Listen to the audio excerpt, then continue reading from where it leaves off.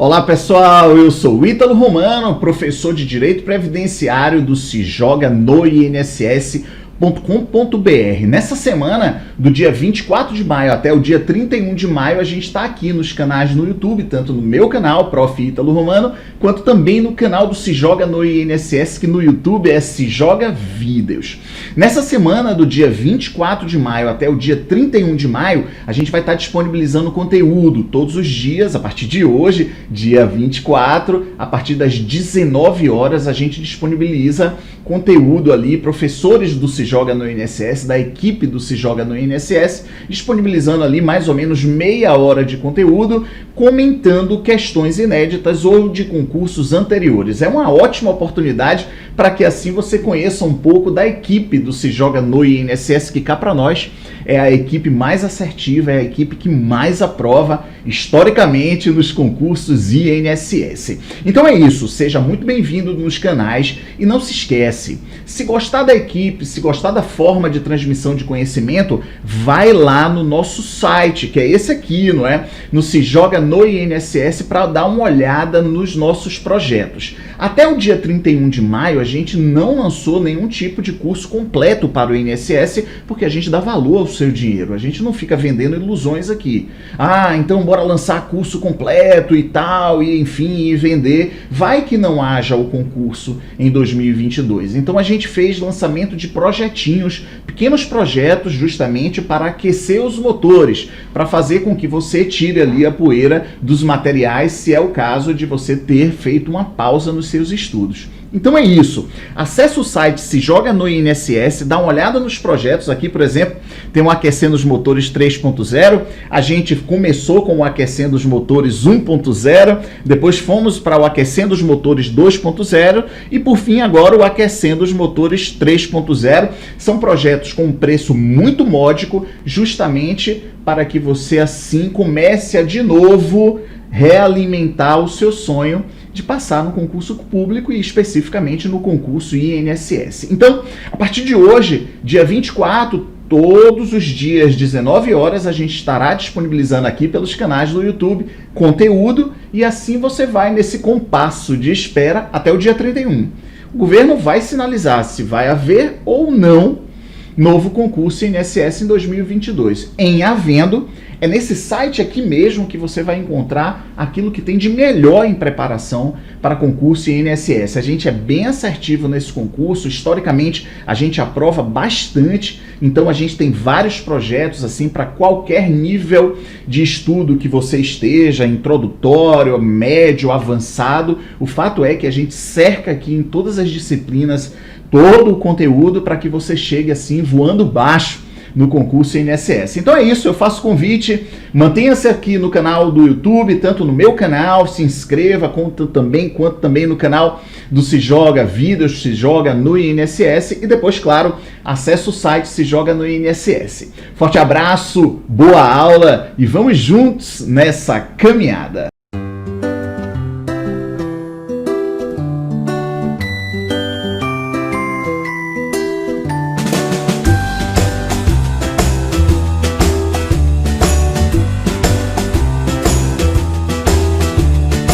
Olá você! Vamos dar início à nossa jornada de correção de 31 questões do CESP. Lu, por que 31?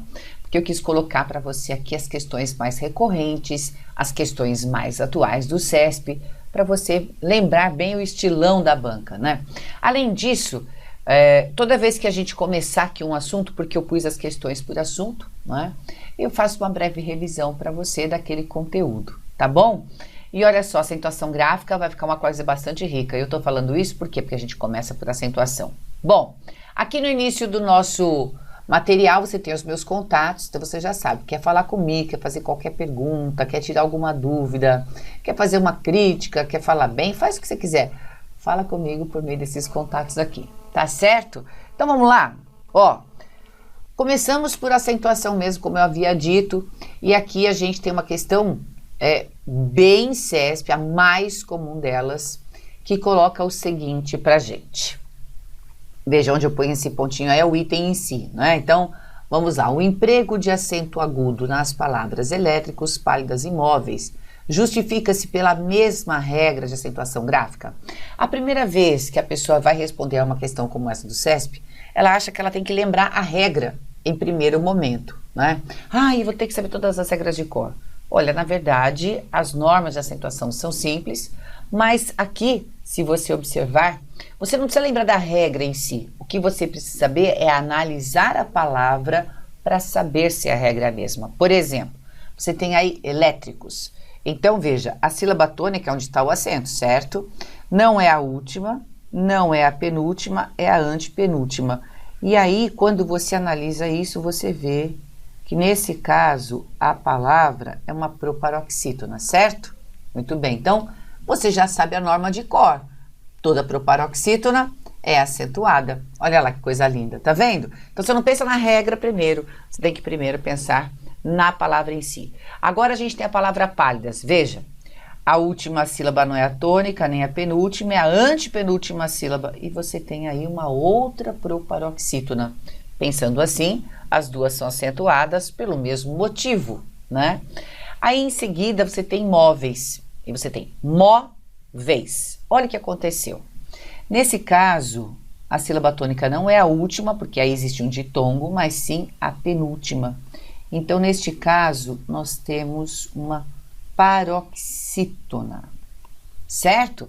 É uma paroxítona. E essa paroxítona é terminada em ditongo. Então, a primeira coisa que você já sabe é que o item está errado. Por quê? Porque as duas primeiras são proparoxítonas, são acentuadas por isso.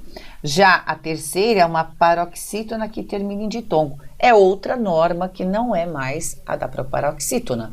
Portanto, o item está errado. Mas eu quero usar essa questão para servir de mote, para a gente lembrar uma coisa importantíssima. Essa paroxítona é terminada em ditongo decrescente. Então, se você não se lembra disso, vou lembrar agora. Por que decrescente? Porque toda vez que a gente tem um encontro de vogais, tá? E essas duas vogais são feitas a mesma abertura de boca. Isso significa que elas são pronunciadas juntas. Então, veja, minha boca, mó, vez, vez. Eu abri a boca uma vez só, então as duas vogais foram pronunciadas juntas. A gente fala assim.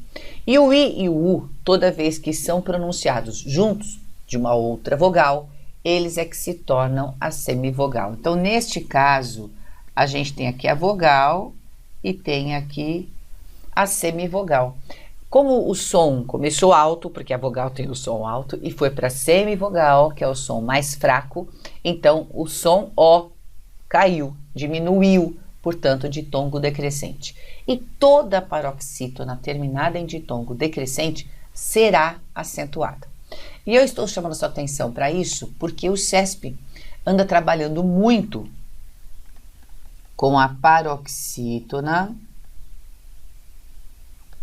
que é terminada em ditongo crescente, e muitos autores vão dizer que essas paroxítonas terminadas em ditongo crescente também podem ser vistas como proparoxítonas, certo? Aí vai se chamar uma proparoxítona aparente, proparoxítona acidental, não é? Ela vai receber outros nomes, mas veja, o ponto é o seguinte: vai ser considerada também proparoxítona, por quê? Paroxítonas terminadas em ditongo crescente, elas são pronunciadas de duas maneiras por nós todos. Então, por exemplo, a gente vai por aqui a palavra frequência. Então, a gente sempre vê assim, frequência.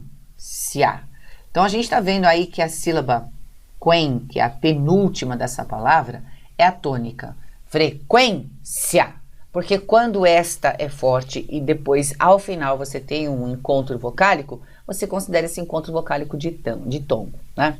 Acontece que a pronúncia pode ser essa que eu fiz mesmo, frequência, ou, como a gente costuma falar, frequência. E aí a gente pronuncia o I separado do A, tá? Então, veja, como aí você tem a pronúncia da palavra frequência, o que se entende, então, é que esse I seja semivogal e o A vogal. Mas na fadiga da pronúncia, como eu costumo dizer que a gente tem fadiga para pronunciar palavras, o que a gente faz repetindo? Frequência. E aí a gente torna isso um hiato. Então, observe que aqui nós teríamos o ditongo crescente, como eu falei para você aqui. Por quê? Começou pela semivogal, que é o som mais fraco, e foi para a vogal, certo? Então, você teria um ditongo crescente. E eu estou explicando tudo isso para lembrar você do seguinte. Quando a paroxítona é terminada em ditongo crescente, e, como eu disse, alguns gramáticos a chamam de proparoxítona também, aparente, acidental, enfim, mas de proparoxítona, e as duas normas, então, justificariam esse acento na sílaba quen, concorda? Porque toda proparoxítona é acentuada e paroxítona terminada em ditongo também. Então, o que acontece é que o CESP trabalha questões assim. Frequência, por exemplo, fazendo de conta que está na questão, né? É uma palavra cujo acento pode ser justificado por duas regras distintas? Você vai dizer que sim, tá? Porque ele vai dizer que é isso mesmo. Ou pela paroxítona terminada em ditongo crescente ou pela proparoxítona, as duas normas, certo? Porque proparoxítonas todas são acentuadas. Mas também eles costumam colocar numa questão como essa aqui, por exemplo, elétricos, pálidas e frequência. E aí se ele perguntar para você, justifica-se pela... Todas elas podem ter justificativa pela mesma regra? Você vai dizer que sim também, tá? Só que aqui o CESP foi um pouquinho na contramão do que ele costuma fazer, porque aí foi colocada uma paroxítona terminada em ditongo decrescente. E aí não dá para dizer que é pelo mesmo motivo que elétricos e pálidas que a palavra móveis recebeu esse acento. Entendido? Ótimo, porque, olha só, eu me programei aqui para fazer para você um resumão de acentuação gráfica, não é? A gente pode até chamar de roteiro de estudo. É um roteiro de estudo de acentuação gráfica. Por que eu estou dizendo isso? Porque assim, quando a gente cria uma organização em cima do conteúdo de gramática, facilita muito a nossa vida. Então, veja lá, você tem a palavra para ser analisada como a gente fez aqui nessa questão do CESP, né? E suponhamos que a primeira palavra que tenha aparecido para você aí seja a palavra saúde. Então, veja, você vai fazer saúde e você vai ver que a sílaba tônica é o U, não é? É o U sozinho. Aí você vai pensar, poxa, então peraí. Ó, então será que eu estou num caso de hiato que é acentuado? Qual é o caso do hiato que é acentuado? Na verdade são dois casos. Os casos aí do I e do U, seguidos ou não de S, quando eles são a segunda vogal do hiato, certo? Com exceção, veja, não receberá acento se o hiato for seguido de NH na palavrinha. Então, como isso funciona? Simples, como eu falei, a gente achou a palavra saúde para ser analisada, né? Faz de conta. Aí eu faço lá, saúde. Olha como eu vou fazer, olha para a tela. Eu vi que a sílaba tônica, né, é o U. O U está sozinho na sílaba tônica? Está. Poderia estar seguido de S como em balaústre? Poderia. Mas vamos lá, está sozinho. Então, eu olho para trás. Existe uma vogal aqui? Existe. Então, esse U deve ser acentuado. Por que eu falo para olhar para trás? Porque assim você não precisa lembrar. O I e o U tem de ser a segunda vogal do IA, tem que estar sozinho. Parece muita coisa e na prática é só você ver isso. Viu o I e o U sozinhos ou acompanhados de S numa sílaba? Já olha para trás. Existe outra vogal? Existe. Então, é o caso de hiato. E é justamente o caso do hiato que leva acento, porque nós estamos vendo aí que o U é a segunda vogal desse hiato. Percebeu? É simples assim. Agora, se fosse a palavra rainha, ainda que o I esteja sozinho na sílaba tônica e que antes dele exista uma vogal, o mais importante é a gente observar que aí existe o NH na sequência e o hiato, não é? Seguido de NH, esse caso de hiato seguido de NH não leva acento, tá bom? Muito bem. Qual a outra coisinha que a gente tem que lembrar? Eu gosto de sempre começar não pela regra geral, mas pelos casos especiais. É isso que eu estou fazendo com você aqui. Por quê? Quando a gente começa o nosso raciocínio pelos casos especiais, você não fica com aquela sensação de que você estudou tudo, mas ainda havia exceções. Então aqui a gente faz diferente. A gente começa pelos casos especiais e aí a gente vai para a regra geral, tá bom? Então no segundo caso aqui, a gente pode pensar no ditongo, que na verdade são ditongos aqui, né? São os ditongos ei, oi, el, seguidos ou não de S, pense assim na última sílaba, para pensar, por quê? O acento vai acontecer nas oxítonas apenas e nas monossílabas tônicas, não é? Quais são as monossílabas tônicas? Aquelas que têm significado, não é? Um o sozinho não tem sentido algum, então ele é uma monossílaba átona, não é? Por exemplo, o pronome. Tudo bem? Então vamos lá. Ó, a nossa norma é essa daqui. Então é simples. Você achou lá céu, céu tem sentido, não é? Tem o ditongo de som aberto, você acentua. Se fosse céus, estaria na mesma, porque é seguido não de S, não é? Na oxítona, você tem lá corrói. Pronto, olha lá. A última sílaba tônica é uma oxítona que termina em oi, ditongo de som aberto. Tá certo? Pronto, troféu, troféus, todas têm acento, mas veja, ficou assim, somente na última sílaba, certo? O ditongo de som aberto recebe acento se estiver na última sílaba. Eu separo esse caso para a gente ter uma definição clara aí dos acentos, certo? Aí a gente vai para o terceiro caso, que é o caso das monossílabas. A monossílaba ou monossílabos, como a gente costuma dizer aí, que são os vocábulos monossílabos, né? Recebem acento. Quando eles são tônicos, o que significa dizer que eles são tônicos, repito, é quando eles têm, ou a monossílaba tônica, né? Quando, vamos fazer a concordância, professora, monossílaba tônica, pronto. Quando as monossílabas têm significação, como eu falei de céu, né? Então a monossílaba, pensada aqui separadamente, ela vai receber acento se ela tiver significação, se ela for tônica, e se ela terminar em A, E, O. Então as palavras pá, pé, pó representam essa norma, seguidas ou não de S? Sim. Por quê? Pá é uma palavra que tem sentido e termina em A. Monossílaba, então, tônica, que deve receber acento. Pé tem sentido, meu pé dói, e termina em E. Então eu acentuo. Pó é uma palavra que tem sentido, não é? Porque é o pó do móvel, e termina em O, recebe acento. E com isso a gente já cria um mnemônico. Eu sempre falo, qual é a regra do monossílabo? A regra do monossílabo é a regra do papé-pó. E a gente usa o papé-pó para todo o restante da acentuação gráfica. Você está brincando, Lu? Não, estou falando sério. Você vai para o quarto passo aqui e pensa na regra geral agora. Olha lá. Aí você vai fazer assim. Oxítona, paroxítona e proparoxítona. O que acontece? Paroxítonas acentuadas são as que terminam em pá, pé, pó, em. Sim, são as que terminam em pá, pé, pó, em. Assim. Seguidas ou não de S. Então, vatapá, rodapé, cipó, refém, todas têm acentos seguidas ou não de S. E eu usei o papé pó, acrescentei o em, tá vendo? Lembrando que o EM, ele tem aquela mudança gráfica, não é? Quando vai para o plural, o EM, quando ele vem seguido de S, na verdade, fica EMS. Beleza? E aí as oxítonas recebem acento. E com isso, a gente já sabe a norma da paroxítona. Por quê?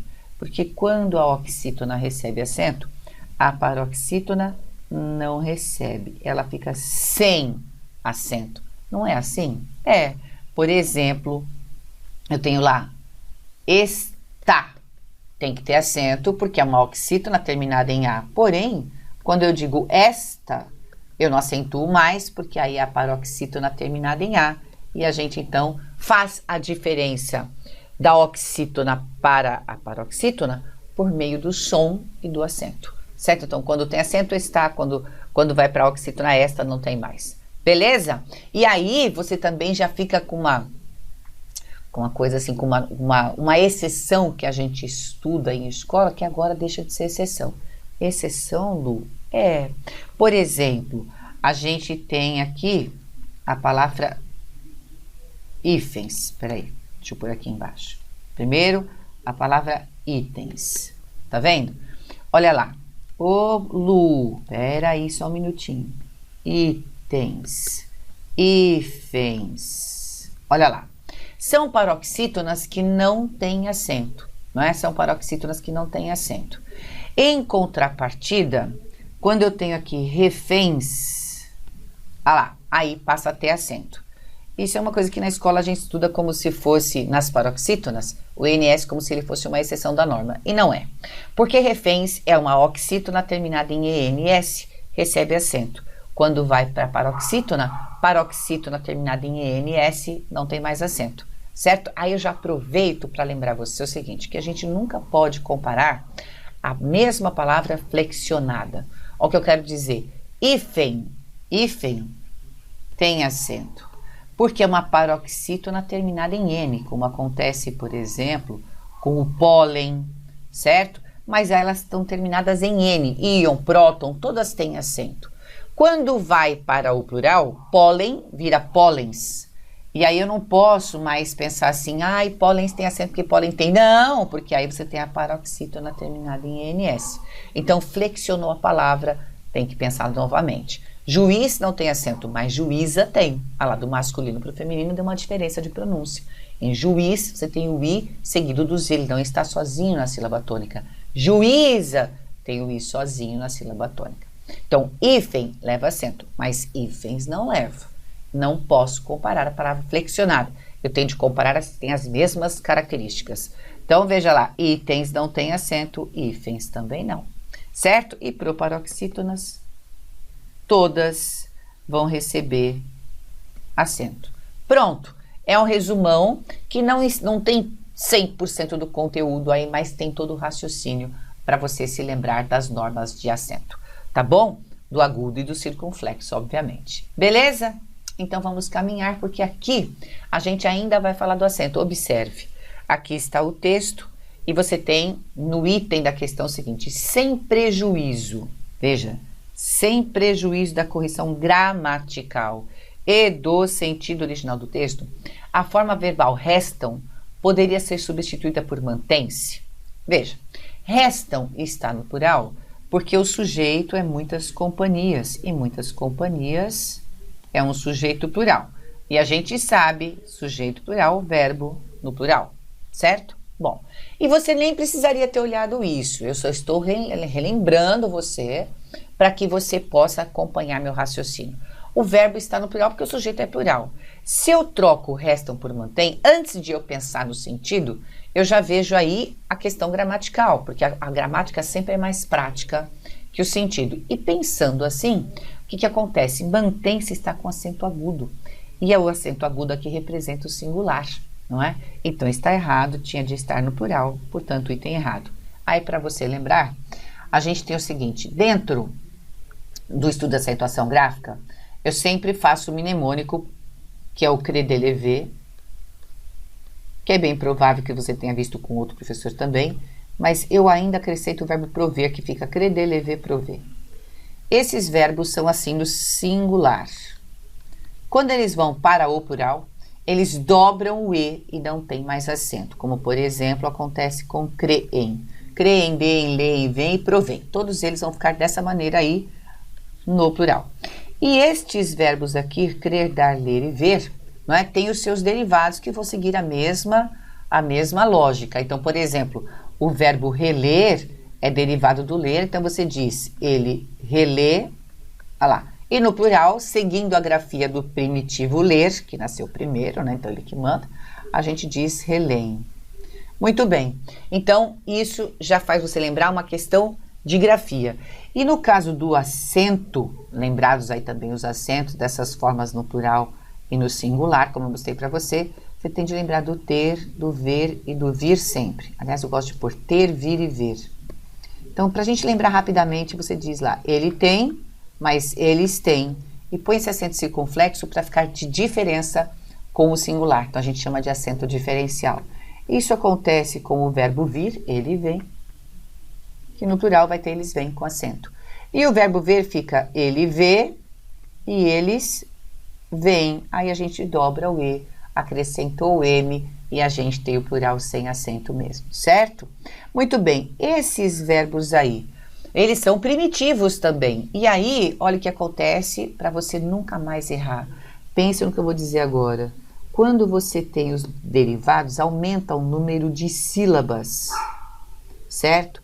Como aumenta o número de sílabas, você tem de pensá-los novamente. Então, vai ficar mantém, por exemplo, e é uma oxítona terminada em M como refém. Então, você acentua. Ele provém de São Paulo, mesma coisa, oxítona terminada em M, e o ele rever. que segue a grafia do primitivo. Agora observe que esses verbos, quando eles vão para o plural, eles continuam sendo palavras oxítonas. E o manter e o provir, como são derivados do ter e do vir, não é? Que não dobram o E no plural, eles também não dobram, eles ficam assim, mantém, provém, a gente só põe o acento circunflexo para manter a diferença entre o plural e o singular, tá? O rever vai seguir o seu primitivo ver, que aí já tem mudança de grafia e fica revém, certo? Sem o acento. Então, eu estou lembrando vocês porque o maior perigo está aqui. No singular, você vai seguir as normas, oxítona terminar em EM, não é?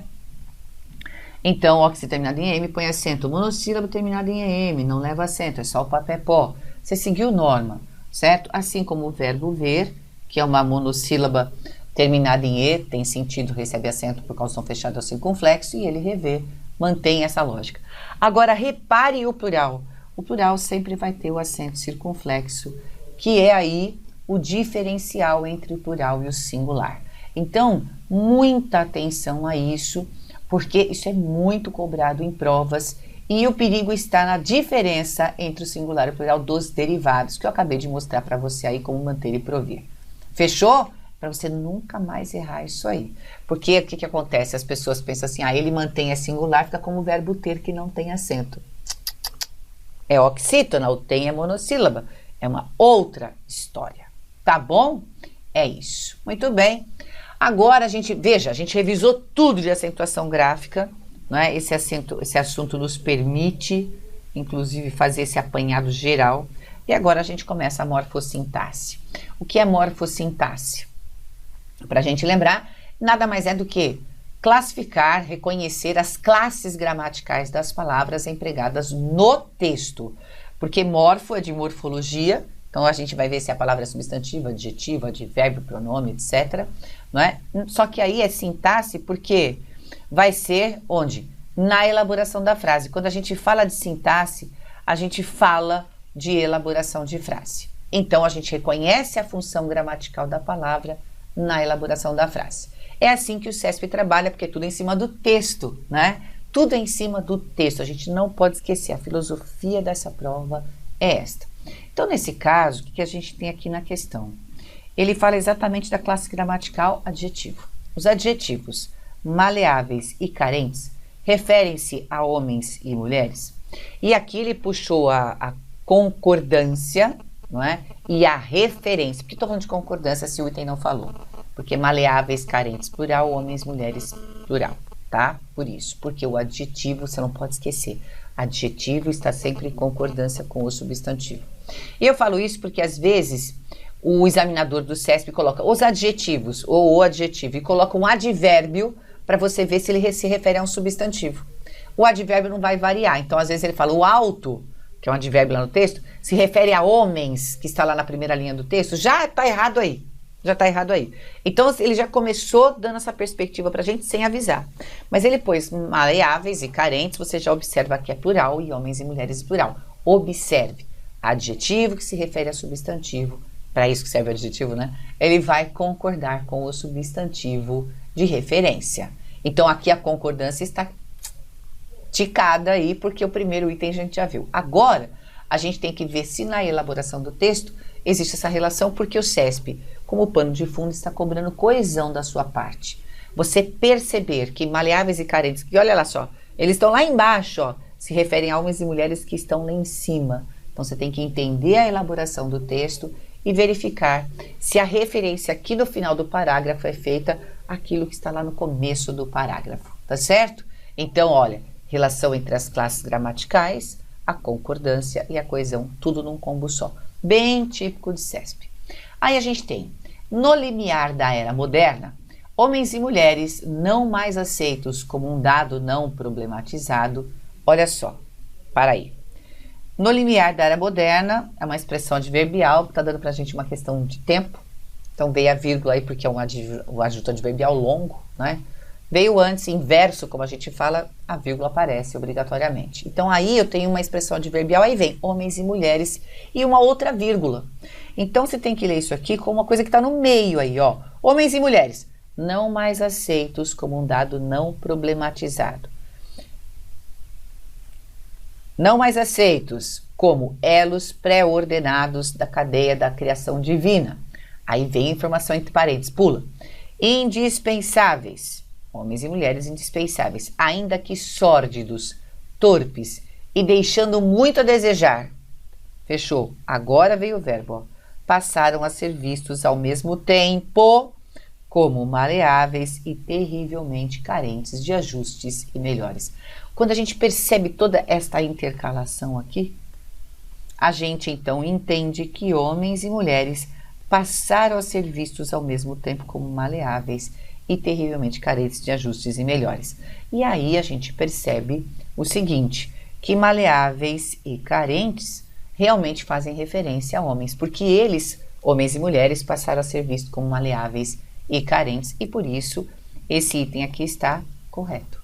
Beleza? Então, de olho aí na questão. Aqui, a gente tem o seguinte, vou direto para o item, tá? No trecho, arrastou-se até a porta para ver o que havia acontecido por ali, certo? Então, arrastou-se até a porta para ver o que havia acontecido. Então, aconteceu alguma coisa e a pessoa foi lá ver o que tinha acontecido, certo? Tá. Aí vem, a substituição da forma verbal havia pela forma teria. Então, vamos colocar aqui. Olha lá. Não prejudicaria a correção gramatical do texto? Não. Por quê? Porque nós temos aí a elaboração do tempo composto. Então, para que você se lembre, tempo composto é formado pelos verbos ter e haver, mais o particípio do verbo principal. E aqui você tem o verbo haver e o particípio do verbo principal. Havia acontecido. Tempo composto. O auxiliar aí é o haver, mas como eu acabei de lembrar você, no tempo composto, o verbo ter também é verbo auxiliar de tempo composto. Então, trocar um pelo outro não traz prejuízo algum para a correção gramatical. Está tudo ok. Eu havia dito e ele tinha dito. Eu haveria comprado, eu teria comprado. Então, veja que eu posso trocar um pelo outro. Mas, poderia alterar o seu sentido original? Com certeza, porque o havia, só vistos aí os auxiliares, tá? Até esquece que está dentro do tempo composto. O havia está no pretérito imperfeito. Na forma simples dele, é pretérito imperfeito. Quando eu falo que havia acontecido, dá a ideia de certeza. Quando eu coloquei o teria aí, que é futuro do pretérito, o futuro do pretérito do indicativo, ele também trabalha com a possibilidade. Aliás, ele também não, ele trabalha com a possibilidade. Então, se algo havia acontecido, certeza, pretérito, visto havia, pretérito imperfeito do indicativo. Agora, o que teria acontecido vai para a ideia da possibilidade, porque aí você tem o futuro do pretérito, que é do indicativo, mais o futuro do pretérito trabalha sim com a relação no sentido da possibilidade. Tanto que a gente fala assim, ai, eu teria dito isso para ele, você fala assim, teria, mas não deu. A gente fala isso, porque a gente sabe que essa forma verbal trabalha com possibilidade, com hipótese, que pode inclusive nada ter acontecido. Tá bom? Então, é isso aí. Então, o que acontece é que o item está plenamente correto. Tá bom? É isso. Então, veja lá, além de você conhecer tempo composto, você teria que fazer a distinção do futuro do pretérito para o pretérito imperfeito.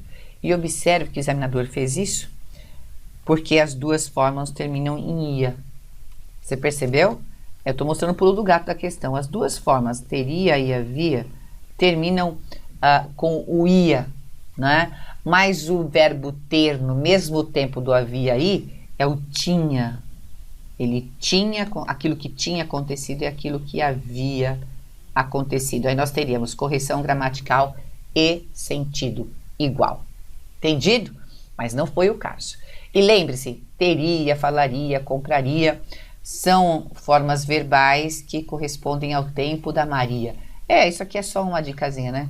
Porque o futuro do pretérito tem iria no final. Então, eu compraria, eu diria, eu falaria. E aí a gente leva aí para a ideia da hipótese. Tá bom? Um abraço e até o nosso próximo encontro. E a gente continua da questão de número 5. Até lá!